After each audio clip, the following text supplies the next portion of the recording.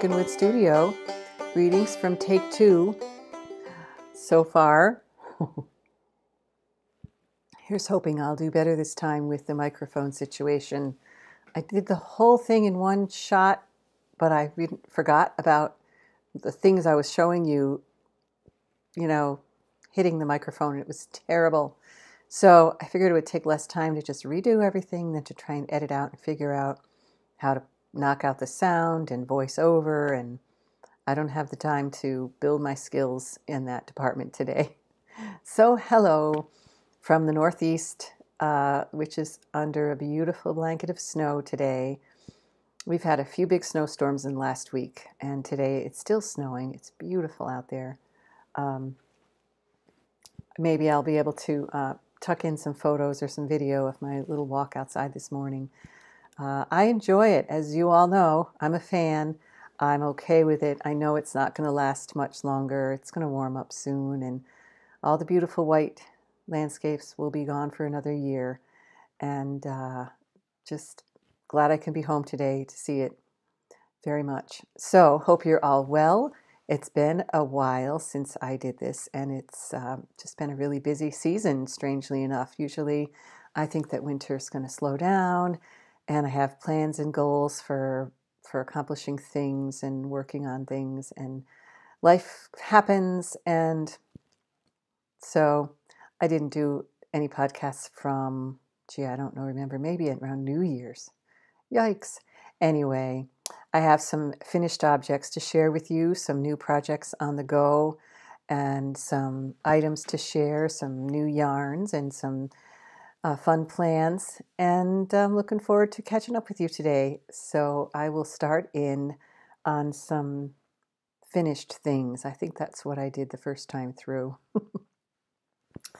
Starting with this. I'm going to leave it right here because it's a little chilly today, and I haven't stocked the wood stove lately. So this is my Nurmalin 2 shawl. It's a lovely one skein wonder. Looking for my pattern.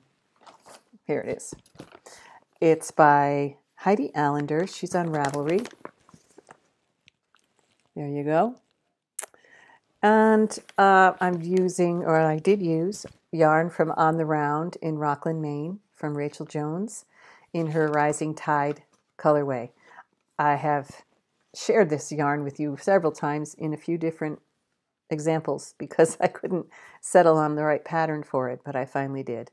And after putting it down and starting other things repeatedly, which is what I do, it's finally done. And I have it to wear to Edinburgh next week. And I have a few things that I'd also love to have finished for that, but we'll see. We'll see how the weekend goes. At least I'll bring them with me and work on them there. It's just a great pattern. We've got garter sections and lace sections and a lacy bottom edge. Asymmetrical, can't say enough about it. It's just a great combo.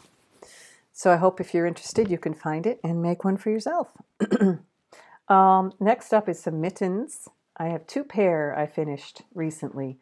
I posted those on Instagram, where I can be found as LF Dubois, as well as on Ravelry. So here's my mittens. Some Selbluvater. This is my second pair of Selbluvater. My other pair was also black and white. But this is the yarn, pardon me, that Patricia Fortune from the Knitography podcast brought over this fall when she came to visit. And I wanted to experience knitting them up with the real traditional Norwegian wool. This is Rauma 3-ply. So they're a little sturdier than my other pair that I used Shetland jumper weight for. I love them both equally. These are just a little bit, what do I want to say, tougher, but they're both super warm, of course, because they're 2 layers of lovely wool yarn. It's amazing how warm they can be, even though they feel so light. I used the Skein Deer pattern, Selblu mittens. I used 2 different thumb methods when I was picking up stitches to do the thumbs. The first one I used the recommended, I can't remember specifically what her pattern, I might be confusing it with the other pattern that I used for my other pair, but where they would have you cast on. Once you put your thumb gusset stitches on a thread, you would cast on to replace those as you're going around and around up the top of the mitten. And Patricia had mentioned, and I had also seen this done, the idea of knitting these stitches on waste yarn, and then later on coming back to them and pulling out the waste yarn and just picking up all the live stitches. It connects the gusset with the top for the duration of knitting the mitten, and then later on you come and pick up those live stitches after you pull the thread. Much like the Afterthought Heel from Elizabeth Zimmerman or the Afterthought Pocket. It's a very clever and neat looking method, and I think this is the one where I picked up the cast on stitches. This is the one where I picked up from the waste yarn. And I'm pleased with that, so I'll probably use that in future mittens that are similar with this, type of mitten treatment. So that's been fun. My second mitten pair is the old Kanagawa mitts. These took forever because I just had a hard time. In fact, there's a mistake row in here that doesn't look like the others from Mr. Rogers' days. No, that was Sesame Street, wasn't it? Anyway, I'm leaving it there. I decided then that I was leaving it there. I had just taken so long to get these done. They're with Starcroft Tide from Janny Estelle, wool in my mouth, in the lovely, beautiful colors from Starcroft Fiber Mills, and lovely pattern by Kristen Kapoor. It's the Kanagawa mitts, and now this does not, I don't know how well you can see that, but it's paid for pattern. I don't want to show too much. Kanagawa mittens. And it's a lovely pattern. It just took me a long time to get used to it, to get confident with it, even though I've done a lot of 2-color knitting. And it's only a 5-row repeat, but the way you switch colors and the way they mirror each other just made it hard for me until I got to about this part of the second mitten. Then I knew what I was doing by heart. So if I make them again, they'll go a lot quicker. Lovely mitten, and it fits perfectly. It's got a nice long cuff with this beautiful braided edge. Isn't that nice? So great pattern, Kristen. On our Ravelry group, which is pretty quiet, actually not the Ravelry group for Chickenwood, but the Starcroft Nash Island Ravelry group. I sort of host another group over there to showcase Nash Island fleece and Starcroft fibers, and Janny had done a knit along, and so a long time ago I joined in. Now I got to post these because they're done. Woohoo! Love this yarn. It's perfect for mittens. Really nice. I have 2 other large ones, and these are the challenges for the microphone, so I'll do my best. First one is John's Radari. It's a great lopey sweater pattern. It was delightful to knit and actually fits him. I had to modify it to fit him because he's very long and tall, long sleeves and long torso. So I ordered extra yarn and worried about whether there'd be enough. There was plenty. So I'll stay away from the microphone and open out the sweater. Whoops, I have a little end I haven't trimmed. Okay, we're stuck in the microphone cord. There we go. Isn't that gorgeous? This is called Frostbite, this green color, the light green. And there's dark green, which was called Moor, and some black and some oatmeal. And the roll top neckline, as well as the rolled cuff and the rolled hem, are just a lovely way of putting this together. Fits him beautifully, and he loves it. So happy about that. He's never been one to wear sweaters because they've always been too hot. And once I made myself a Lopi sweater and realized how light they are out of the Let Lopi. Now the full Lopi, it would be heavier, the bulky yarn, which I had used to make a sweater for our son once. And he wore that as a jacket. But the Let Lopi is perfection in my opinion. I've worn that sweater all winter. My Skagafjall Hello, don't go away. And my other finished object is also a Lopi-ish. It's the unspun Lopi. It's the rusty cardigan. It was my EYF sweater, which I may or may not be wearing at EYF. Two reasons. One being it is huge. I mean, that's just half of it. I made a larger size, but hello. And I was on gauge, so I'm mystified. I don't understand what's going on with that and with me. Also, I'm waiting for buttons from Schoolhouse Press to come in. And I also would love to put a ribbon down the back by the steek. So I don't have the ribbon on me at the moment. I did the crocheted button band, which you can see with the light through it. So we shall see. It's possible if the buttons get here. I'm not sure if they've shipped them yet, but it was a, excuse me, a lovely pattern to knit. A little tricky with the unspun yarn. I definitely had some breaks here and there and just had to relax and make sure I had a really loose, maybe that's why it's so big, because I kept the gauge so loose because I was afraid of ripping the yarn. But it's a learning experience, right? Live and learn. And the next one, if I do another, maybe I'll just be more brave and knit at a little tighter gauge. We'll see. Great pattern. And I think I have a copy of that at the table, but I don't see where it is right now. But you can find it on Ravelry if you look up a rusty cardigan or rusty sweater, R-U-S-T-Y.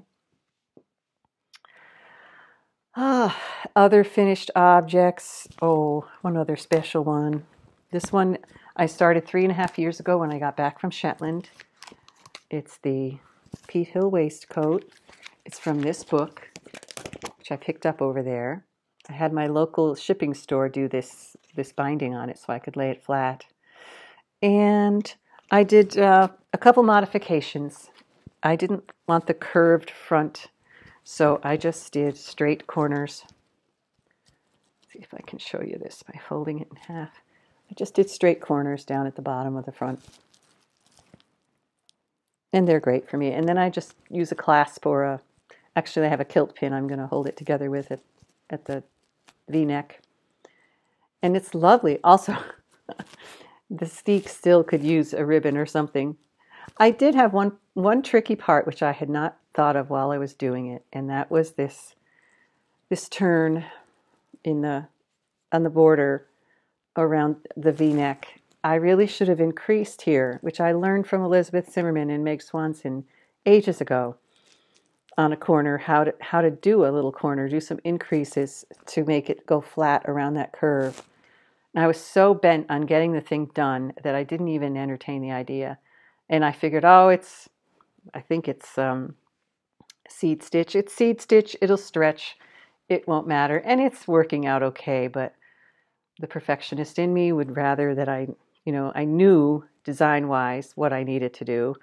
I just rushed past and now I'm disappointed. But that's it. The rest of it is, I'm totally thrilled with it. I love it. It's so comfortable to wear. It fits right. It's light and warm and just what you need on a chilly day. And I love the natural colors, and I love Hazel's design. She does a lot of these vertical Shetland Fair Isle designs, and the vertical is a nice idea to, accentuate rather than the horizontal sometimes. A lot of Fair Isle designs are the horizontal, and they're lovely. I love them. But I really appreciate her turning that around and making this vertical for some of the designs. So it's the border is all the way around the whole thing, and I will hopefully be able to wear this in Edinburgh.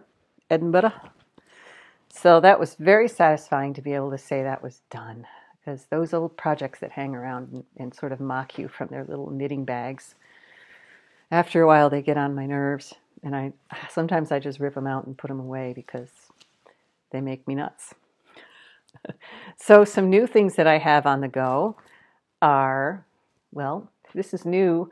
It's a new pattern to this yarn, but this yarn has appeared before you in other forms at other times. This is a hand-spun Romney fleece that part of it I dyed with indigo and part of it I left gray. Actually, it was slightly gray.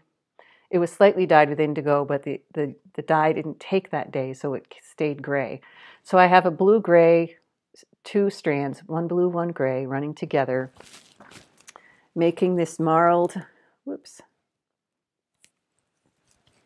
kind of a marled blue and gray, very subtle color changes. And what I'm making is, probably you can guess if you're, following Kate Davies and her fans who are making this lovely Carbeth sweater. I'm going to make it longer, of course, and it is going to be very boxy, but I love the detail of the V on the back, and it's also on the front, and it's just loose, and look at the neckline. It's just so comfortable. Anyway, I'm psyched. I've already ripped out a body's worth of this because my gauge was, I don't know. I'm having a problem. I got to quit knitting sweaters for a while because I keep making them too large, and I'm not shrinking yet. I'm hoping to, but when I do, these will be even way too large. Anyway, that's been fun. I always say that. But it is. It's really comfort knitting. Loose, bulky gauge. So departing from that, I started a pair of socks with this yarn that I picked up last spring, I believe, when my friend Barb and I went yarn shopping in Massachusetts at Northampton Yarns. And this is the Zauberball. So I've not finished my green socks yet. I have shown you before the green socks with the chevron pattern. Just want them done, but I just wanted some fun color to work on. And I don't have a pattern yet for these socks yet, but I'm just getting the toes started and something will come to me. But the red and the blue and the yellow we're nice and vivid with the backdrop of snow and gray and black and white, I'm looking at it, it's gorgeous. I can't stop saying that, but I must. Next up, another handspun project. I don't know if I talked about this one last time. It's the the bracket hat. This was in Lane magazine. Little drawing. My scribbles are because I had to modify it because I was using a bulky yarn instead of what they call for. That's by Whitney Hayward, by the way. So it's a cable and lace with a fold-up brim. And I like it. I love being able to use my own bulky yarn. And I love that I could each panel is a lot of stitches, so I had to remove a whole stitch repeat. But luckily with the gauge and the needles and the bulky yarn, it's going to work out fine this way. So you have a large cable and some lace and a little cable and some lace. And this is the coolest thing. I learned about the tubular cast-on, which is perfect for this design. Now, if I had to sit down and try and do it again right now, I have to say I didn't learn it, but I did it with instruction. So maybe when I do it again another time, it'll come back to me. Maybe it won't, but in which case, thanks to YouTube, I can look it up and learn it again. A lovely pattern, and I look forward to having it done so that I might be able to wear that in Edinburgh. I think it's going to be chilly, and it's going to be rainy. That's okay. We don't care. We're looking forward to it anyway. Let's see, did I have any more? I know I had one more. Another project here it is. This is an Edinburgh blacker yarn knit-along project. So this will probably be plain knitting, airplane knitting. It's a cowl. It's with blacker West Country tweed in the olive color. And the pattern is Fuerte. It's another lace and cable kind of deal. And Fuerte is dyed by Ocean. And making it not as long because I want it to be fairly snug around my neck. And I think it'll be just the ticket. I like the West Country tweed. I think after It's sturdy, but it's not scratchy. And after I wash it and condition it with hair conditioner, I think it'll be lovely, lovely, have a nice hand to it. So that's been a fun knit. Not super fast because you have to stop and keep track of where you are and what you're doing, but worthy. And this bag is from, oh boy, I had to write it down. Where did I write it? No. This is Woolly Originals. I'll get to that. This one is Woolrich Crafts. Christine Davies on Etsy, Woolrich Crafts. She had some things on sale on Instagram, and I just thought this was adorable fabric. It's called Scandy Bird, I think. Beautiful little drawstring. It's not huge, but it's big enough for a cowl, a pair of socks. Lovely lining. Beautiful work. Really sweet cords with tassels on them. So it's a new favorite. And who doesn't love gray and yellow? Looks a little bluish, but gray and yellow. Sweet little birds. So the other bag was a gift from Patricia Fortune. And I haven't used it yet, so I've got to figure out what to put in it when I go to Scotland, because she gave this to me because of the thistles, in hopes that we could meet up there in Edinburgh this next week. And she does a beautiful job, a beautiful linen lining, and it's got a nice boxy bottom. So something special. It's a lovely gift. So I think I'm going to just talk to you about my little knitting project, sewing, and that will probably be it. I've gone through my current knitting things, the things I've finished, the older things that I haven't done much on, I'm not going to talk to you about.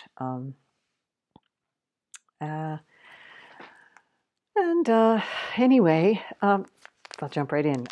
In Christmas time, I wanted to make these gifts for some people. These things called, I don't know if you use them, tea wallets, just so that you can carry your tea with you wherever you go, or if you're on a trip or just work, shopping, whatever, so that if you are at a place where you're stopping for a drink that doesn't have what you would like, you can provide your own. Because I'm finding that's happening. I'm finding some herbal teas I really love, and they won't be at places where I usually used to go for coffee. I'm not quitting coffee, but I think I'm replacing a good portion of it with some teas. And so I wanted to make some of these for my travel friends. And they're very simple. I found the pattern online, but I didn't save it. But I know from my first one, I'm using this one as a pattern to make my other ones. And so it just takes like 3 strips of scraps and then the same size of those together as a lining. Sew them together, turn them right side out, turn in the ends, sew up the edges with your elastic. Remember, you have to place that before you sew the edge. And then you sew up in here to divide for the tea bags. So you have 4 pockets, and you can use 1 or 2 bags of tea in these. And when it's full, you just fold it up, put your elastic around your cute button, and boom, you're ready to roll with your herbal teas. So I have a few more of these to make, and oh, my phone. So the herbal teas have been fun, and this year I hope to grow some more in my garden. I do have some mints, peppermint, spearmint, and lavender, and calendula, and a couple other I'm not sure about, and I'd love to have a nice new herb garden, both for culinary and medicinal, and teas and botanicals in my soap, and just like a whole new world has opened up to my eyes this winter. I've just fallen in love with the whole concept of growing things, and it's tricky because I've been killing houseplants for years. And I hate sweating in the hot sun out in the garden, so I have to come up with a plan of how to manage growing the things and maintaining them and getting out there and enjoying those wonderful benefits of being with the growing things and not feeling so negative about physical discomfort. So hopefully I can get up really early in the summer and start my days when it's not too hot and take care of the plants, and then get out and harvest them when it's time, and not be such a baby about it. Because because I would love to grow a lot of these things that are so helpful and useful and delicious in teas. And so we'll see what happens. I'll keep you posted. I have some seeds planted now, and I bought a couple of house plants that are staying alive so far. When I was younger, when I was a teenager, my grandmother had tons of house plants, and every time she traveled, I was the one to go and take care of her plants. So I did have a good green thumb at one point in life. So I feel like I'm coming kind of back full circle to the days of plants. I was at a garden center with my son last weekend, and we walked through and we're seeing all these beautiful houseplants, and I kept saying, "Oh, I know what that is. Oh, I used to have that one. Oh, I used to have that one." So I was seeing all these plants that I knew that I killed. I remember when I let that one die. So I have to get back to the old tending of the babies kind of thing. I think I just got so tired of them dying, I didn't even want to try anymore. And so I'm going to try and revive that old green thumb from my grandmother's heritage and try and get out and break up some dirt and help. Well, I do have a spot in Buzz's garden that I could use that some of my herbs are in now, but I'd kind of like to I saw an idea of an old wagon wheel plopped on the ground. So it's sort of not really a raised up bed, but it's a designated bed, or an old ladder that you could flop on the ground and have sections in. So there's a lot of different ideas, and I've just sort of opened my mind to finding out about them. So if any of you are great herb gardeners or want to be, and you have any ideas and advice for me, please speak up and share. I know a lot of us in this fibery fellowship do a lot of gardening as well, and so it'll be fun. Be fun if you wanted to. Maybe I'll put a question up on the Ravelry group along those lines to strike up some conversation and get some advice and just hear what you guys like to grow.